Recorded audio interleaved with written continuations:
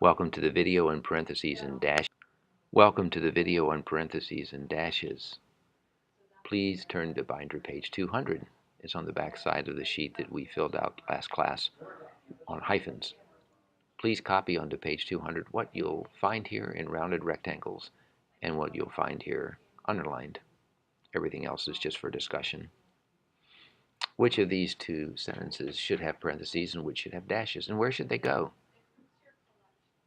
The first, philosophic liberty, this freedom from politics as opposed to the freedom in politics, may have started with Plato. The second sentence, Leviathan will protect your effort to maintain a private morality, whatever that is, and your private wishes from the public mob. The first sentence is about Montesquieu, the 18th century political philosopher. Leviathan is about the 17th century political philosopher Thomas Hobbes. But content doesn't detain us here. Where would you put the brakes? You can pause the video and puzzle for a moment. Turn it back on to see the answer. The answer is, as you see, this freedom from politics as opposed to the freedom in politics.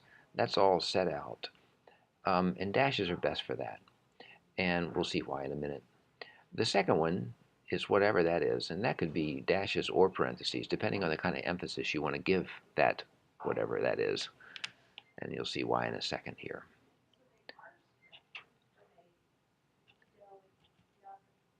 Dashes, commas, and parentheses can all be used to signal a break in a sentence's thought. The difference is usually one of importance. Material surrounded by dashes is usually more important than the thought it interrupts. Material surrounded by commas is usually equally important as the thought it interrupts. Finally, material surrounded by parentheses is usually less important than the thought it interrupts. And now write this on page 200. The very first rounded rectangle gets parentheses and dashes put in it. The next rounded rectangle, use parentheses to set off material that is loosely related to the sentence or paragraph in which it occurs. The sample to put in the underlined part there is, most people prefer milk chocolate. I'm in the minority. I like dark chocolate.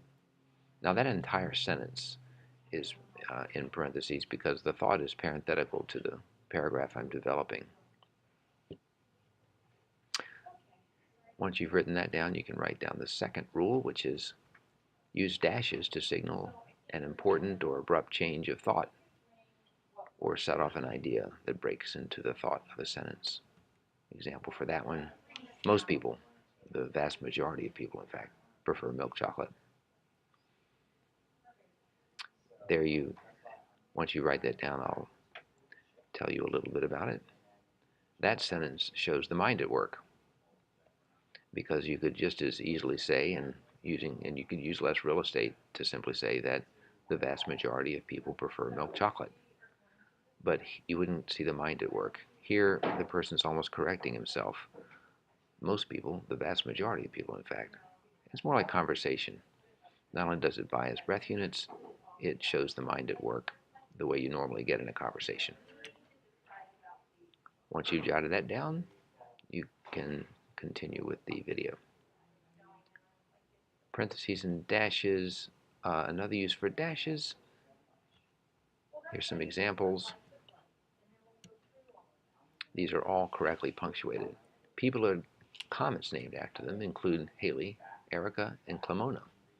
Now that list doesn't take a colon because Haley, Erica, and Clemona are objects. It's noun, verb, noun. Subject, verb, object. Haley, Erica, and Clemona are the objects. You don't have a whole sentence before that list. The second sentence, you do have a whole sentence before the list. Each of these three people had a comet named after him. That's an entire sentence.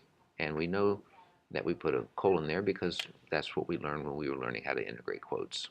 If you had an entire sentence before a quote, you'd introduce it with a colon. Same with a list. If you flip the sentence, though, and put the list ahead of what the list is, instead of using a colon, you're going to use a dash. Haley, Erica, and Clemona, each of these three people had a comet named after him. So there's a dash there to signal I'm going to tell you what the list is all about. And just to give you one more example there, John Paul, Ringo, and George, each Beatle had his own cult-like following. The rule is use a dash after a series to indicate that a summary statement follows. So write that down in the last rounded rectangle, and then in the lines beneath that, write food, sunshine, and catnip dash. The cat enjoyed simple pleasures. Once you've finished, go ahead and pause now to get that in your binder, and then afterward resume. How to type these. How to make a hyphen on a word processor. Word, hyphen key, word. We saw that last class. It was her most loved show. It's a little bit more involved when you make a dash. Word, space, hyphen key, space, word, space, like that. Hyphens always are surrounded by space, unlike dashes, which are never. I do it backwards, sorry. Hyphens are never surrounded by space, unlike dashes, which always are surrounded by space. It'll look like two hyphens in most word processors using most fonts until you go through this entire process of word, space, hyphen key, space, word, space. By the time you get to the end of the first word after the dash, those two hyphens will turn into a dash, which looks like about a hyphen and a half in length, in most word processors, in most fonts. Now, that's not always the case. So the hyphen itself, the dash itself, could look like two hyphens, that's a legitimate dash, or it could look like a long hyphen. That also is a legitimate dash. But unlike the hyphen, it is surrounded by space. So there it is. Thanks for watching.